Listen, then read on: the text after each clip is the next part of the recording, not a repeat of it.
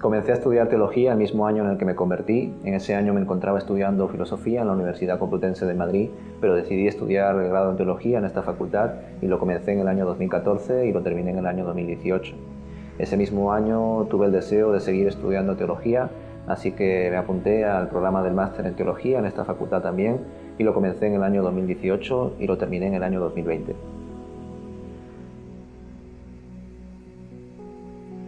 Durante el grado en teología tuve diferentes compañeros porque existían algunas asignaturas que eran comunes con otros cursos, pero en general diría que los compañeros con los que más pude tratar a lo largo de este programa fueron con Luigi, Miguel Ángel, Jesús García Morcillo, Jesús Fray Díaz y también Mari Carmen. Durante el máster en teología también pude compartir con diferentes compañeros. Este programa se realiza en esta facultad en 2 años, pero con los que más pude tratar y también realizar varios trabajos fueron con Franklin Parrales, con David Valencia, con Jesús García y con Sebastián Vasconcelos. Mi experiencia tanto en el grado como en el máster en teología fueron muy positivas.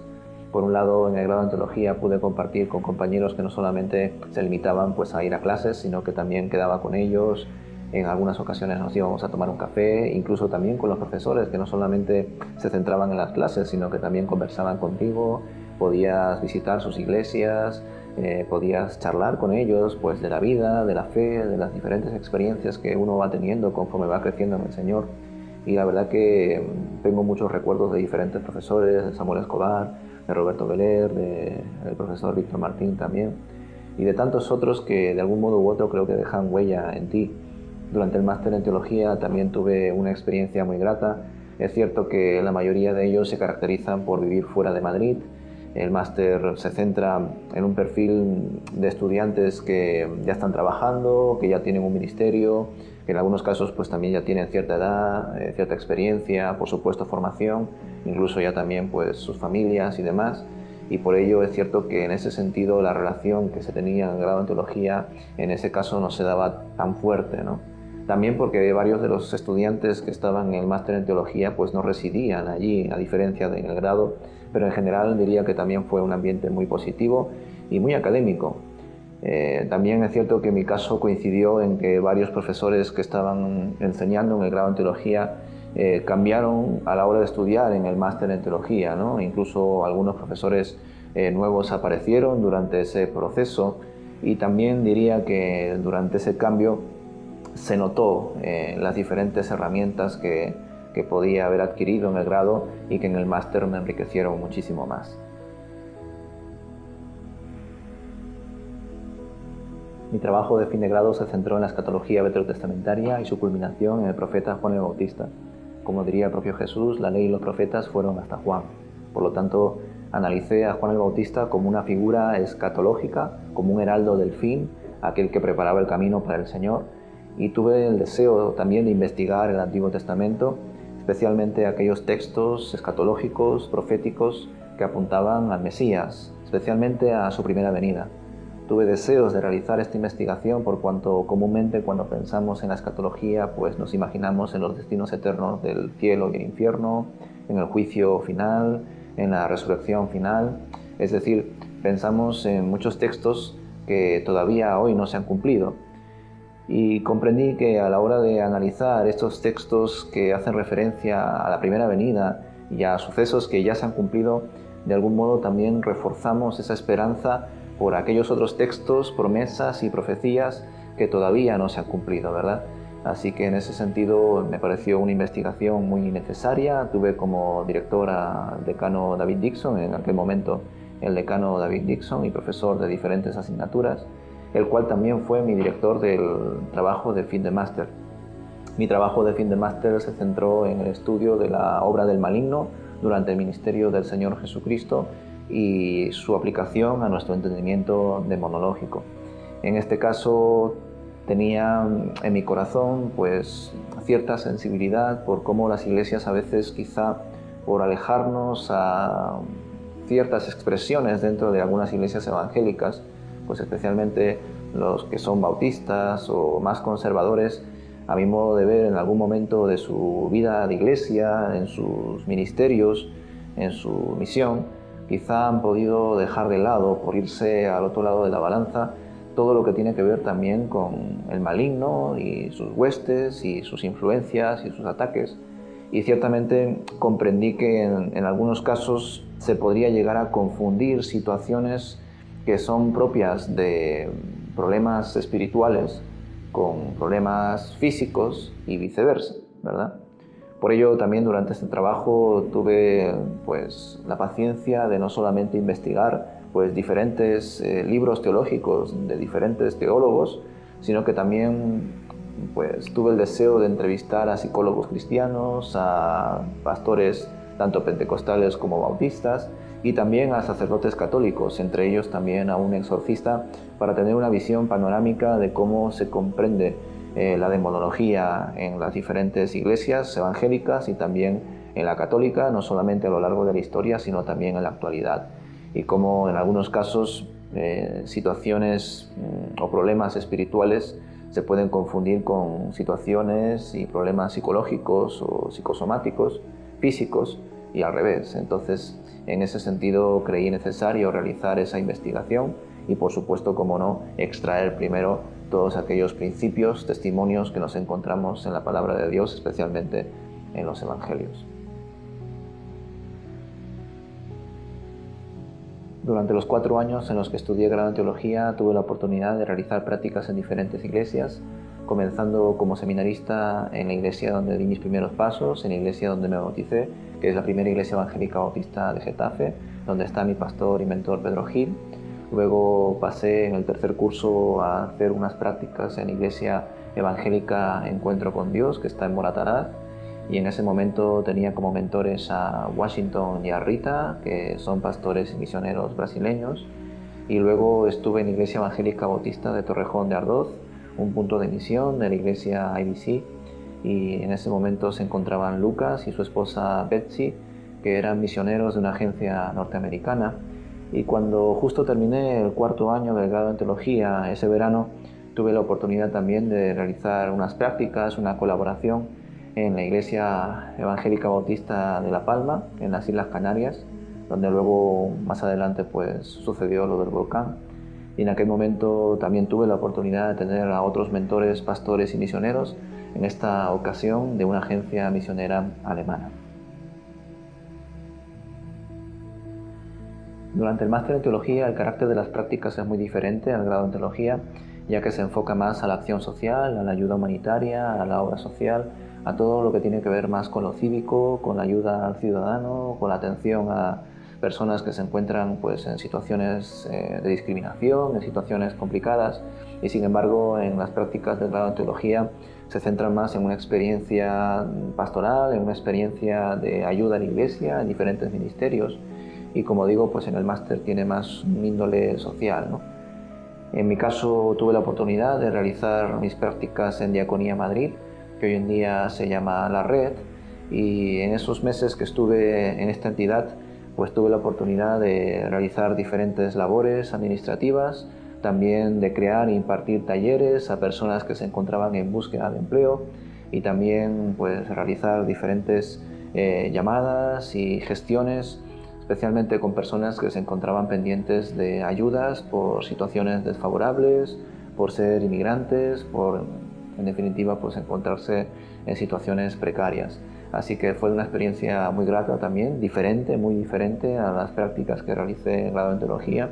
y creo que eso también te da perspectiva, sobre todo a la hora de pensar en la ayuda humanitaria, en la obra social, que de algún modo u otro las iglesias también pueden y deben de realizar en la sociedad en la que vivimos. Actualmente soy pastor de la Iglesia Cristiana Evangélica de Hortaleza, llevo casi 4 años sirviendo en esa comunidad junto con mi esposa, que se centra en el ministerio de la alabanza, acompañada por supuesto de más hermanos de esa congregación, y esta iglesia lleva casi 32 años en el distrito de Hortaleza y por otro lado también es punto de misión de la comunidad cristiana Ebenezer Villa de Vallecas, donde están los pastores y exalumnos también de la facultad Antonio y Marta. Creo que las iglesias evangélicas se enfrentan diferentes desafíos en este siglo XXI, pero evidentemente el mayor es compartir el Evangelio, compartir la palabra de Dios en una sociedad en la cual ya no quiere saber nada de Dios, no quiere saber nada de la fe, de la religión, ni tampoco de las iglesias. Así que creo que ese es el mayor desafío y por supuesto junto con ello se suman diferentes desafíos relacionados con la actualización, la contextualización, la comunicación, el avance de las tecnologías, el saber usarlas e incluso los códigos en los que hoy en día especialmente los jóvenes, las nuevas generaciones se mueven sin alterar, sin de algún modo quitar todo lo que el Señor expone en su palabra y en su evangelio. Es un gran desafío porque a veces las iglesias se pueden ver tentadas a ir al mismo ritmo en el cual va el mundo y no siempre es lo mejor igualarse o ser semejante a cómo funciona el mundo, pero por supuesto tampoco nos podemos quedar atrás. Entonces, en ese sentido, también entiendo que un gran desafío que enfrenta la Iglesia es no quedarse en el siglo pasado, sino también, de algún modo, ser relevante en medio de este siglo, pero sin ser igual a la gente de este siglo.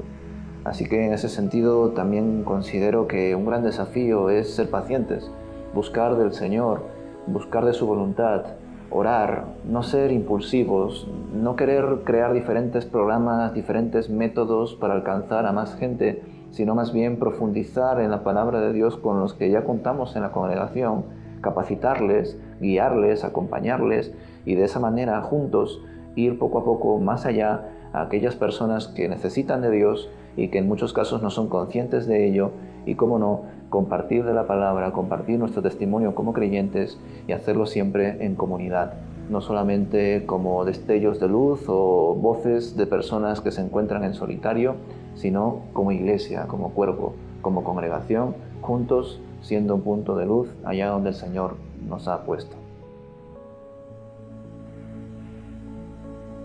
A los nuevos estudiantes, tanto del programa del grado como del programa del máster, les podría dar diferentes consejos.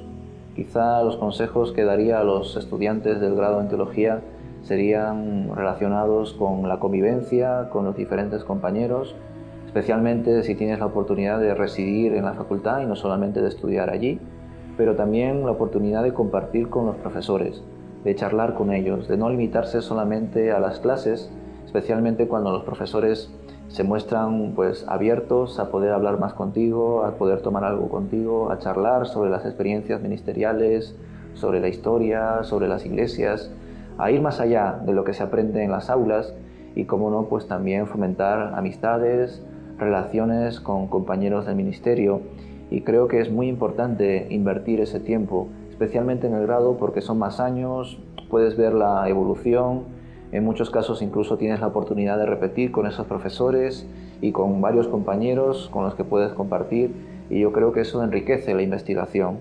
En ese sentido también daría como otro consejo a estos nuevos estudiantes para que tengan la mente abierta, que entiendan que esto es una facultad, no es un seminario, es decir, los diferentes profesores son pues siervos de Dios, en muchos casos pastores, que pertenecen a diferentes iglesias, en algunos casos independientes, en otros casos bautistas o de otra denominación, y eso no debe ser un problema, todo lo contrario, eso enriquece el coloquio, la investigación, las diferentes sensibilidades que tenemos a la hora de acercarnos a la palabra de Dios y estudiarla y exponerla,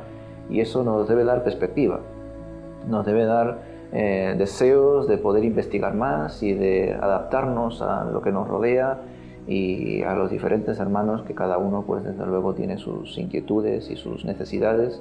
y cómo no, pues ser capaces de conocerles, de tratar con ellos, de tener un corazón pastoral y por supuesto llevarles a Cristo. En ese sentido les daría también otro consejo, que en medio del estudio, de los trabajos, de las fichas de lectura, de las presentaciones y de las tantas cosas que se realizan durante el programa del grado, que no se olviden de lo más importante, que es que todo esto lo hacemos para el Señor.